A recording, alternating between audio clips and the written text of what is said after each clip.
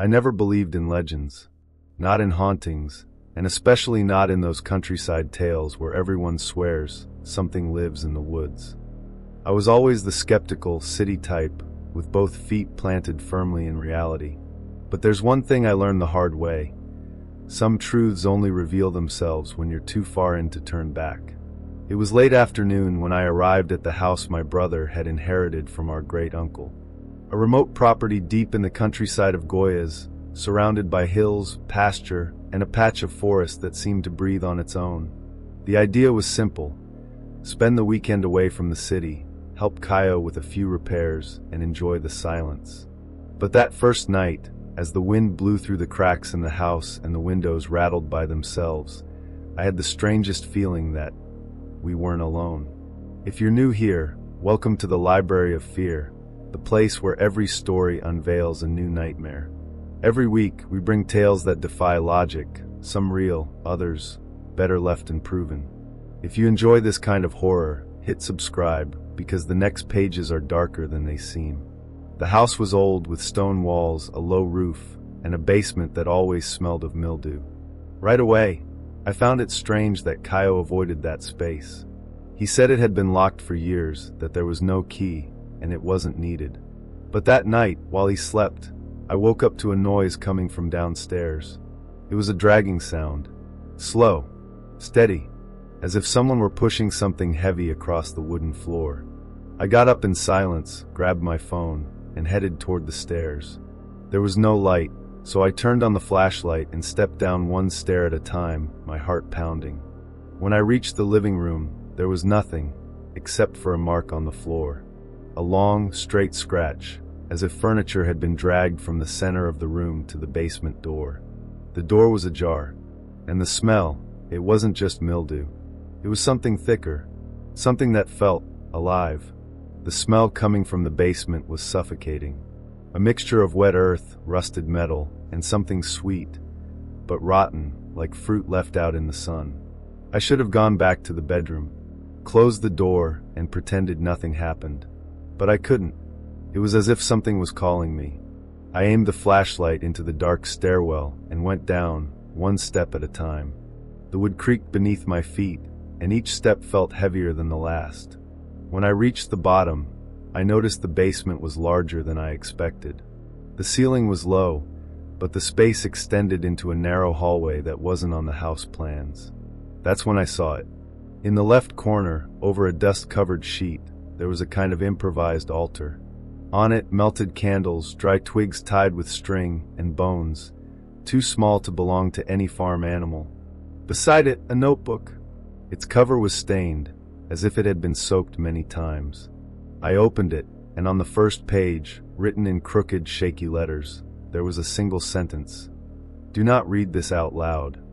I closed the notebook immediately, but something in the air had already changed. A chill ran down my spine, and the flashlight flickered. The beam trembled, as if something had passed between me and the wall. But there was no one there. I ran back to the bedroom. Kaio was still asleep, breathing deeply like someone completely exhausted. For a moment, I thought about waking him, but gave up. I convinced myself I had imagined it all, that I was tired, influenced by my own curiosity. I lay down and closed my eyes. But that night, I didn't sleep. I heard footsteps, not in the hallway but inside the room, as if someone were walking around the bed. Slowly. The sound of bare feet on wood was muffled, dragging. And the worst part, Kaio didn't react. Not even when the footsteps stopped beside him. Not even when a low whisper, almost a moan, filled the room for a few seconds. I curled up, pretending to be asleep, my heart pounding so loud it echoed through the walls. And then silence returned. But I knew, the thing that had been in the basement was now walking among us. The next morning, I pretended everything was normal. I made coffee, mentioned the cold night, and tried to observe Kaio.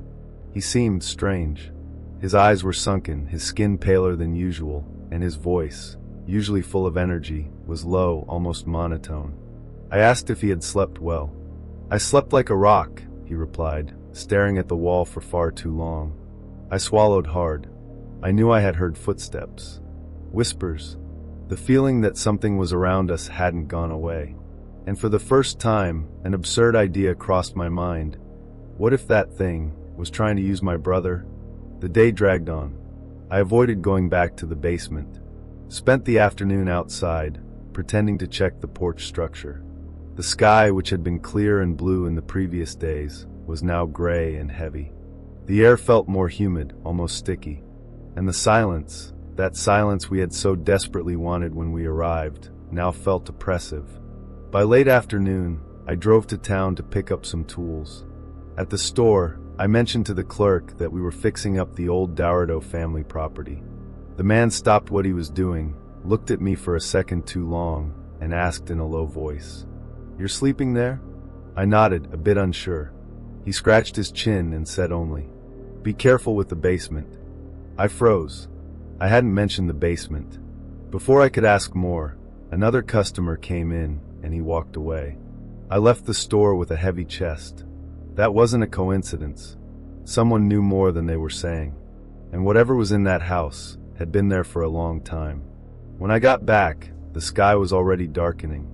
I found Kaio standing in the backyard, staring intently into the thick forest. I asked if everything was okay, but he didn't answer. He just slowly turned his head and whispered, "There's someone inside." "Inside what?" I asked, confused. He pointed to the house. "Inside us." In that moment, I was sure. Kaio wasn't just Kaio anymore. That night felt like a heavy curtain. The weather had fully turned, and the house, already too quiet during the day, was now swallowed by unnatural silence. No crickets. No wind. It was as if the outside world had ceased to exist. Kaio spent most of the night sitting in the living room, not blinking, not speaking, as if waiting for something. I watched him from afar, refusing to get close. At that point, it was impossible to deny. Something was there with us. And it was becoming clear that Kaio was its vessel. Around midnight, he stood up and slowly walked to the basement. He didn't see me, or pretended not to. He simply went down, each step firm and deliberate, like someone returning to something familiar. I waited a few minutes, then grabbed the flashlight and followed him. The stairs felt deeper. The smell was stronger. And when I got to the bottom, Kaio was gone. I found the altar, but now it had changed. The candles were lit, even though no one had touched them. The floor was covered in fresh symbols drawn in charcoal or something similar. In the center, the notebook, open to the same page. "Do not read out loud." But now something new. A second sentence, written in the same shaky handwriting. "The blood that carries the name is the portal." My last name was Dourado. Same as my great-uncle. Same as Kaio. It hit me like a brick. The entity, whatever it was, needed someone from the bloodline. And for some reason, it had chosen my brother. Before I could react, I heard a noise behind me. I turned the flashlight. Nothing. The noise again. Closer. Then the light flickered, and in the next second I saw it. For just half a moment, in the basement corner, a crouched silhouette. Too tall. Too thin. Its eyes, or what seemed like eyes, glowed faintly, as if reflecting something that didn't exist. I ran, stumbled up the stairs, and slammed the door shut behind me. But when I reached the living room, Kaio was there, standing, holding the notebook. He looked at me and said, with an unnaturally calm voice, "Now he knows your name too." That sentence froze me. Now he knows your name too. It was like Kaio wasn't himself anymore.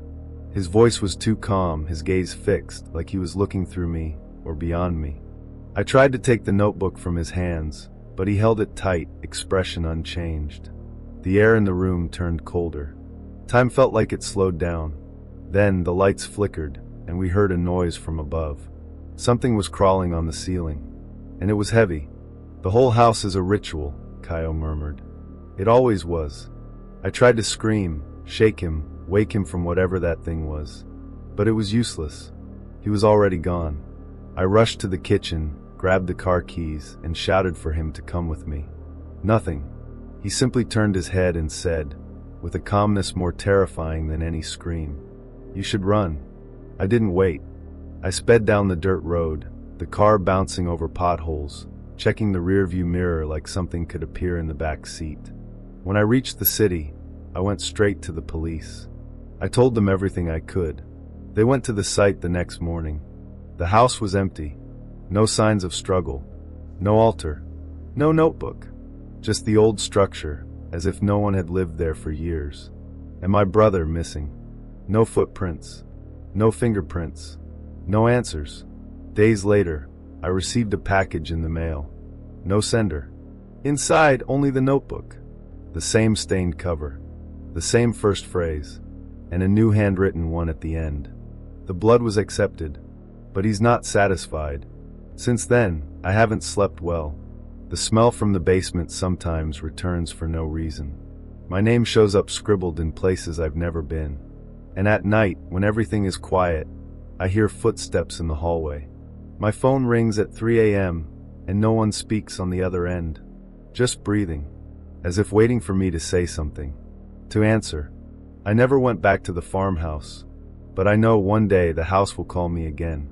And this time, maybe I'll open the door. If you made it this far, tell me in the comments, what would you do in my place? And don't forget to subscribe to the Library of Fear. Because stories like this don't stay quiet for long.